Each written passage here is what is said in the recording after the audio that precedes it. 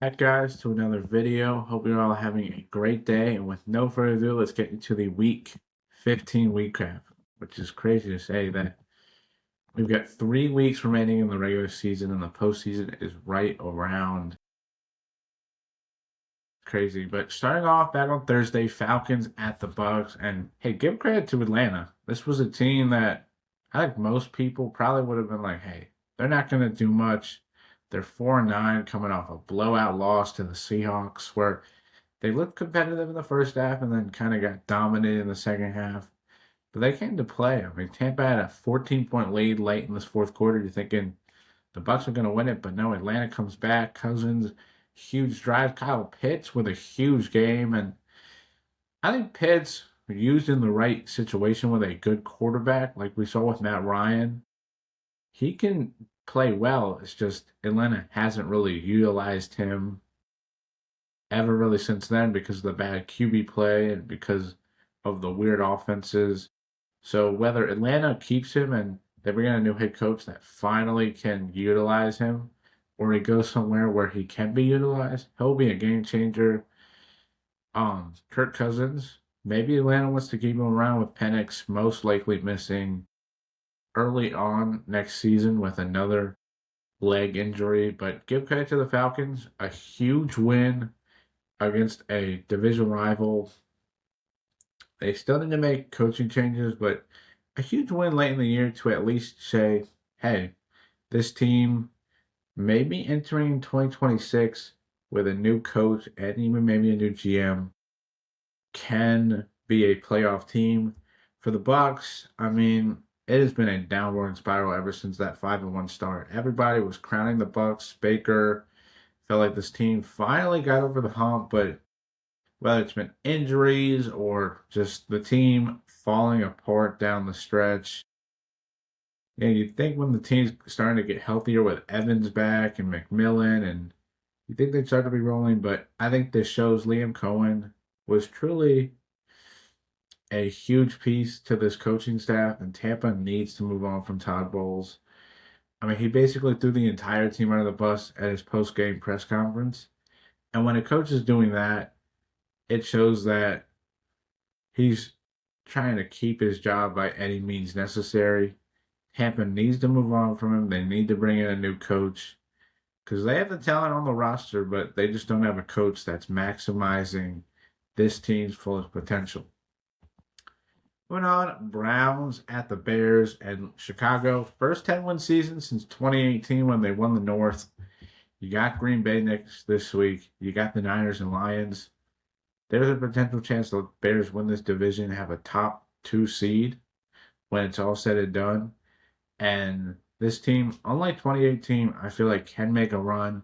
This defense against a rookie quarterback and making his fourth start made him look like a rookie quarterback making his fourth start. Caleb looked amazing against a really good Browns defense. And they're 10-4. You got some huge games coming up. If you win at least 2 of those games, you're making the playoffs. And this team is dangerous come playoff time with how good this offense has been and how good this defense has looked recently.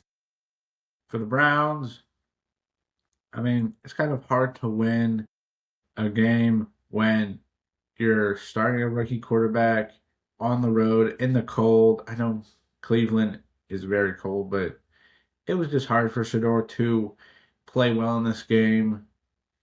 I still think he played decently. I think this is just another game that shows Kevin Stefanski, another coach that needs to be fired. And Cleveland bringing the right coach for Shador, and maybe this Browns team can be um, a playoff threat next year if you bring in a good enough coach that can actually maximize the talent. Because this offense has a lot of talent, it's just not being utilized the right way. Moving up to an AFC North class, Ravens at Bengals. A huge win for the Ravens. This defense, which 2 weeks ago against the Bengals could not do anything to stop them, played really well. I mean, 2 picks, including that huge pick 6 that Kyle Van Noy gave to Aloy Gilman to run it back. Lamar probably looked the best he had since that injury, or since the Dolphins game, I should say. Um, a huge win against a bad team. This doesn't really change my thoughts on the Ravens. We'll see the next 2 weeks against the Pats and Packers if this team is for real. But I still hope major changes happen in Baltimore because, yes, this was a good win to show that they're not going to just lay down and die, but this was a 4-10 Bengals team that they beat. You kind of have to beat the top tier teams, and unless they do that, if they win the next 2 games and then beat Pittsburgh in the final week to somehow make the playoffs, I don't see anything really changing. For Cincinnati, I just think this shows Zach Taylor needs to be fired. Like, I get that Taylor led them to the Super Bowl, but he really was carried by Joe Burrow and that offense. And I know early on in the season, the offense was looking great. It was just the defense. But, I mean, when your offense, and I know T. Higgins was out, but when your offense can't do anything against the Ravens defense that has not been great, really. I mean, I know they've been better recently, but it's not like they've been some elite team, and you couldn't do much. Chase was really a non-factor. Burrow, 2 picks, um, including that Van Noy pick where that was just a bad throw. Um, and maybe major changes aren't going to come to Cincinnati coaching wise. Maybe finally firing the GM that's been there for like 20 plus years, and maybe this team finally brings in people who can help this team get back to those 21 and 22 seasons because they keep these guys around. They're going to be wasting the primes of Burrow, Chase, Higgins, and this elite offense by making bad decisions. Moving on to the Texans hosting the Cardinals, and they're looking fast, but Houston is 9-5 and a real shot to make the um, AFC West. Outside of that Chargers game in Week 17, they play the Raiders, I think, this week. Then they play the Colts, who did look decent against a really good Seattle team, but Houston, with one Jacksonville loss, could be in first place, and they've won 9 of their last 11. Amazing on offense and defense. Now, it is the Cardinals, but hey, a win is a win, and Houston's 9-5, and a team that early on people would have been like, hey, are they going to even be competitive late in this year? Well, they have been, and you just got to give credit to D'Amico Ryans and to this team for continuing to fight despite bad circumstances. Arizona, this is another head coach that needs to be fired after the year. Jonathan Gannon has clearly lost this team. I mean, they were down 30-7, I think, in like the third quarter. I know they made it competitive, but it's just this team clearly needs new identity. And a Cardinals team that, since their 2-0 start, have been 1-10 in their last 11 games. I think it shows that big changes are needed in Arizona for this team to really and truly be a contender. Moving on to Jets at the Jags. Hey, Jacksonville. I mean, you win this. Yeah. They've won 6 of 7 since their bye and have looked incredible. I mean, this offense, and it was against a Jets defense that ended up firing Steve Wilkes, the DC. So, but look, T-Law played great. Travis Etienne played great. This defense wreaked havoc on an undrafted free agent rookie quarterback making his first ever start. But look, they're 10-4. They have an easy, like, their schedule isn't the hardest coming up. So if they can win, I think like at least 2 of these next 3 games, clinch that South, be that 3 seed, Jacksonville could be a threat because I don't think a lot of people are talking about them to be a threat to make it all the way. But with how good this offense has looked as of recently, with how good this defense has looked for most of the year, this is a Jags team that, come playoff time, have been really good and really showing Liam Cohen maybe has finally turned around this Jags team to finally being a contender for the Jets. I mean, it's been a lost year all season. Blown out by the Jags. You fire DC. I mean, they were starting Brady Cook, who was an undrafted free agent at starter. It's kind of hard to win games like that. They've got 3 more games left to go. You just maybe hope to see some good stuff out of the young guys on offense and defense. And into the offseason, hoping that maybe you can bring in some pieces and this team maybe can be more competitive next year to show that this is rebuild is going to go well and not like the others where it's going to be a complete fallout. Moving on to an AFC West class, Chargers at Chiefs, and give credit to LA at Arrowhead.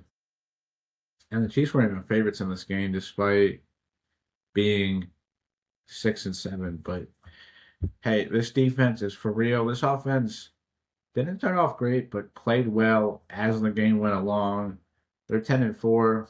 I don't know if they're a serious contender, but hey, they look pretty good, and they could give a team a scare with how good this defense is. And this offense plays like decent enough. It could be a game for the Chiefs. Heartbreaking news that Patrick Mahomes tore his ACL. Um, but I mean, their bad drafting and free agency signs have finally really caught up to them because the past couple of years they've kind of just been relying on good defense and Mahomes making those special plays late in games, and they just haven't been able to do that.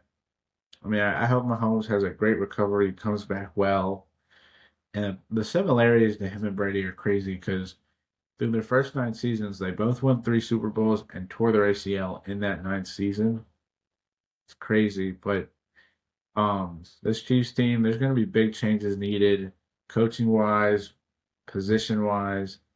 They really need to overall this roster because they've kind of just been reliant on these guys who have been there, like Jones, Kelsey, Mahomes, to make these plays. And now that they're getting up there in age, those bad drafts and bad free agency signs have really come to hurt this team to where they're not going to be as good as they have been in past years. And I think that Super Bowl this past February against the Eagles really exposed this Chiefs team to say, hey, they are not as good as they once were. And once teams, use that Eagles plan to stop them, I think it was kind of hard for the Chiefs to adjust.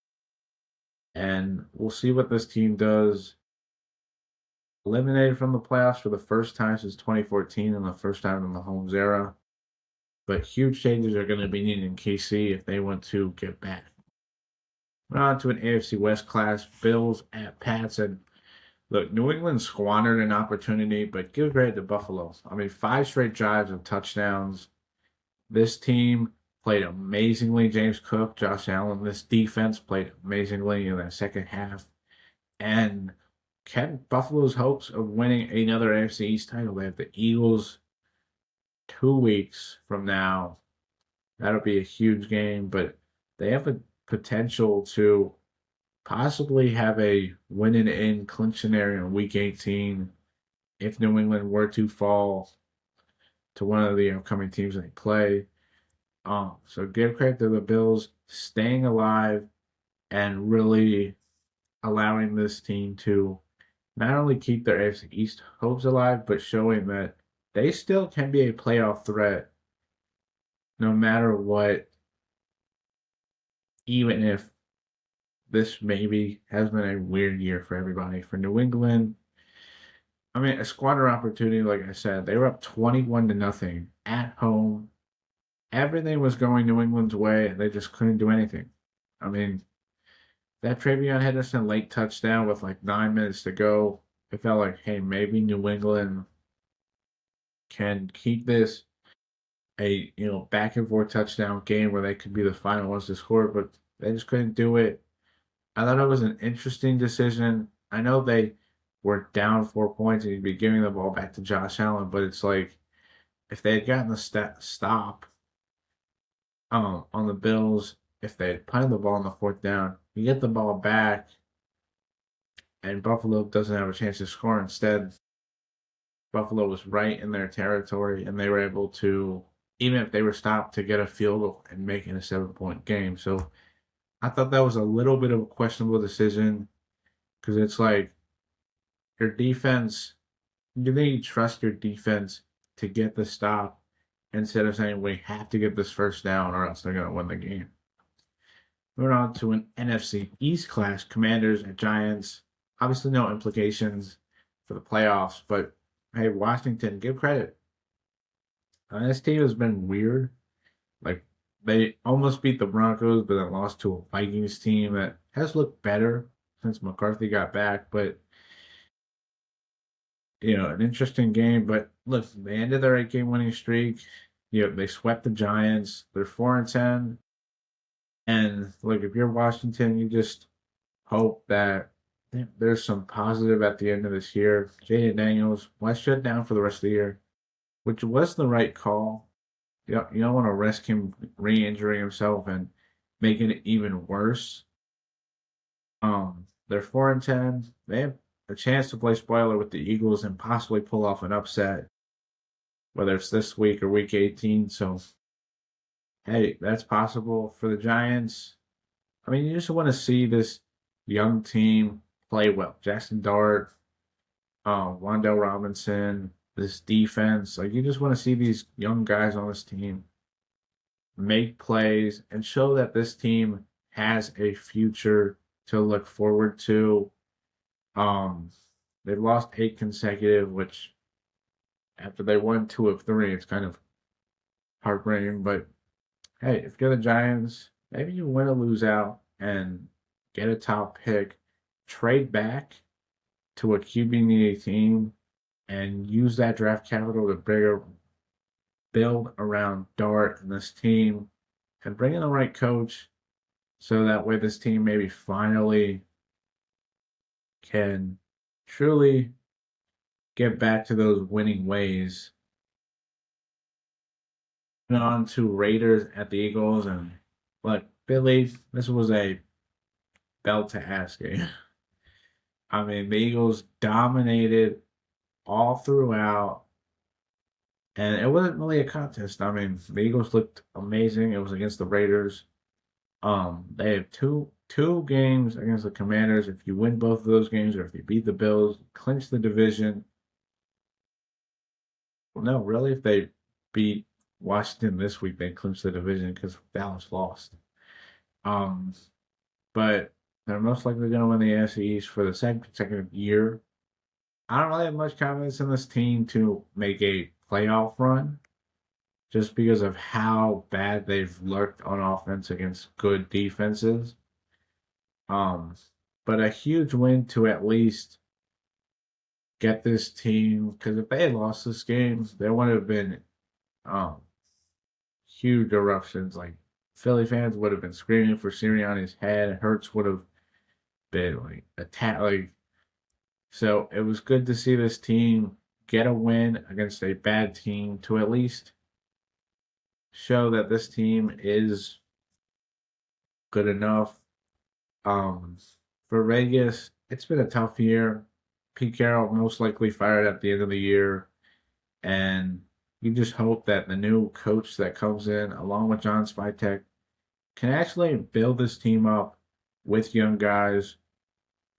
Because right now, this team looks nowhere good to being anywhere close to a contender, and they just need a fresh start, a new coach that hopefully can build with these young guys for the future, and hopefully Vegas can get back to their winning ways like they had in the 80s, 70s, 80s. So yeah. Another 4 o'clock slate, Packers at Broncos. And this was a game that could very much be a Super Bowl matchup. Denver, I mean, Bo Nix looked incredible. Probably the best game he had all season. And he really shut down a lot of the haters. I mean, he looked really good against a very good Packers defense. Um, and look, Denver, you put up 30 plus points. The offense was playing well throughout. It's not like they just started in that third, fourth quarter. No, they played well throughout the game. I don't know what I'm saying. Um, yeah, they played well throughout the game.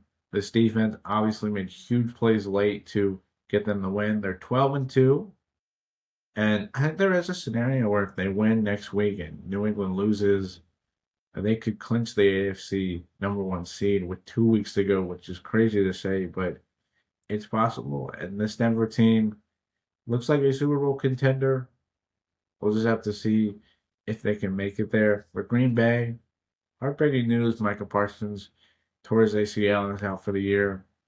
I do think this Green Bay team is better than last year's in the sense that I think they can make a deep playoff run. Last year, I feel like the team was just so inconsistent and really banged up that it was kind of hard for them to really make a push, even though they did play Philly well, but we'll see. I mean, you have the Bears this week.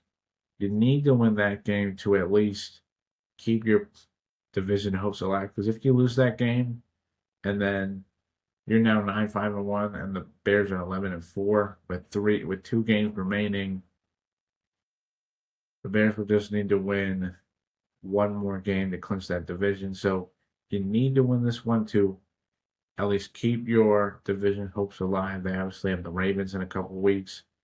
Um, they played well in this game. The offense did look not the greatest in the second half against a very good Denver defense, but Green Bay, I'm not confident in this team to make a huge run just because without Parsons, this team is kind of like they were last year.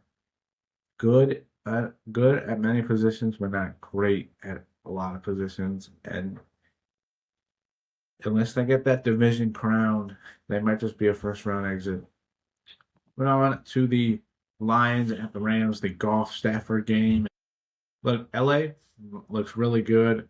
I mean, they have a shot to sweep the Seahawks this Thursday and truly control their path to the #1 seed. Stafford looked fantastic.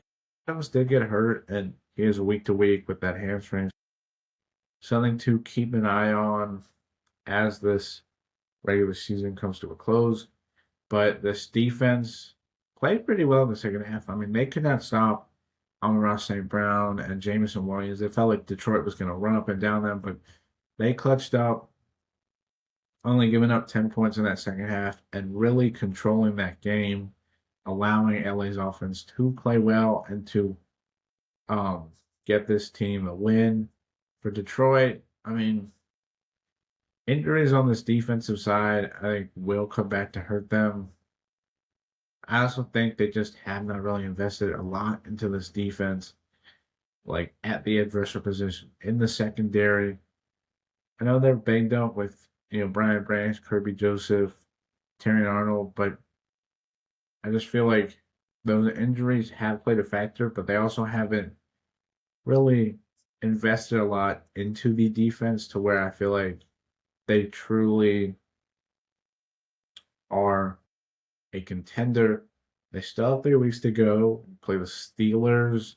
I think they play the Bears in the last week. So they do have some games where you win out, you could have a shot to make the playoffs, but it is getting tougher and tougher um as the season goes along. And maybe this is a year Detroit misses the playoffs and maybe they realize, hey, we need to address our bigger issues on the defensive side because you have to be able to rush the quarterback with multiple guys and be able to cover elite wide receivers throughout the season. And Detroit has not really invested a lot into those positions outside of like a couple of guys. And it really has shown as the season's gone along, they really haven't been able to stop a lot of offenses.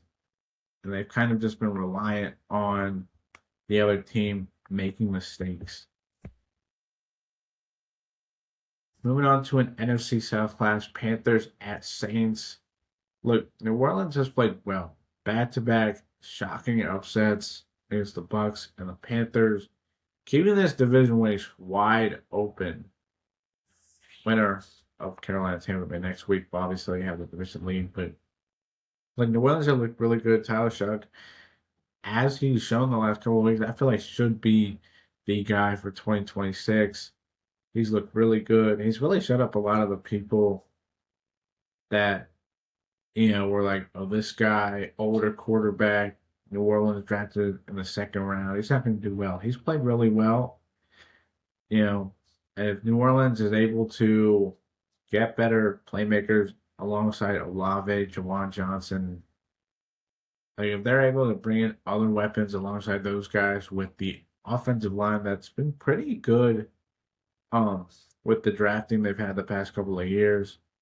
I mean, the Saints in a couple of years with how wide open this NFC South is, if Shelp lives up to his potential and even maybe exceeds that, New Orleans could get back to being this team, the South contender year in and year out, um, because of just how well this team has looked, despite not having a great roster. And you got to give credit to Kellen Moore and this coaching staff for really getting a lot out of a roster that most coming into the year thought we're going to finish with like the top pick. For Carolina, I mean, this team just doesn't make sense. Like 2 weeks ago, before their bye, they got a huge win against the Rams. They beat the Packers in Lambeau. You're thinking like huge wins, but then they lose to the Saints. And I mean, Carolina had a 10-point lead in this third quarter. Felt like they were controlling the game, and then they just let it slip out of their fingers. And this Carolina team just always seems to lose games they shouldn't lose, but then win games they shouldn't win. And I really was trying to buy in with this team, saying, "Hey, they win this game against New Orleans, first place. You beat the Bucks. I mean, they would have clinched the division if they would have beaten New Orleans this week and Tampa Bay next week." And it's just crazy that Carolina just somehow finds ways to lose games that they shouldn't lose. And it's just how much longer is this team going to continue to play like this where they're just inconsistent week to week? Moving on to Colts at the Seahawks. I mean, this was a game I did not think was going to be close. Seattle won off of 6 Jason Myers field goals. This offense really has not played the greatest. Last weekend's Atlanta, they started not the greatest, played well in the second half. But, I mean, this offense, really the past couple of weeks, has not played great. And they play the Rams this week. Need to get that win to at least split the series and be in first place. And I'm not sure they can. This defense is great, but this offense is very inconsistent. I mean, they barely won this game. And it just goes to show you that any given Sunday teams will play better than they should. But this is a Seattle team that early in the season, this offense was playing amazing. And now they've kind of to Spitter and know whether it's a Darnold issue, whether teams are starting to figure out the offense, but Seattle is gonna have to start playing well on offense if they truly want to be competing in the West. For the Colts, I mean, look, they played well. They had a chance to win this game. They were up double digits in Seattle with a 44-year-old Rivers who hadn't played in 5 years. Um, so give credit to them for fighting, for almost winning this game. Um, they're 8-6. They played the Niners, Texans, and Jags in their final 3 games. They could, be a chaos team and pull off an upset or two to possibly knock some teams out of the playoffs, or at least knock some teams down to where it could be hard. But Indy looked really good, for the most part. And who knows, maybe they pull off an upset. Maybe it's against the Niners, Jags, Texans, and they create some chaos that happens. Moving on to Titans at the Niners. San Fran, I mean, looked really good. I mean, this offense running through Christian McCaffrey looked really good. It was also revealed Brandon Ayuk will not be returning as a Niner. He is done in San Francisco. That was revealed earlier before the game on Sunday. But this team looked really good. They made a bad Titans team, although it was close, and Tennessee probably should have. Like this game was a lot closer than the score tells it is. Like Tennessee had a shot to win this game. They just could not execute in certain situations. So San Fran is lucky to get out with a win. And they have a tough schedule. They go at the Colts, then they play the Bears and Seahawks at home. You gotta win at least two of those games to make the playoffs.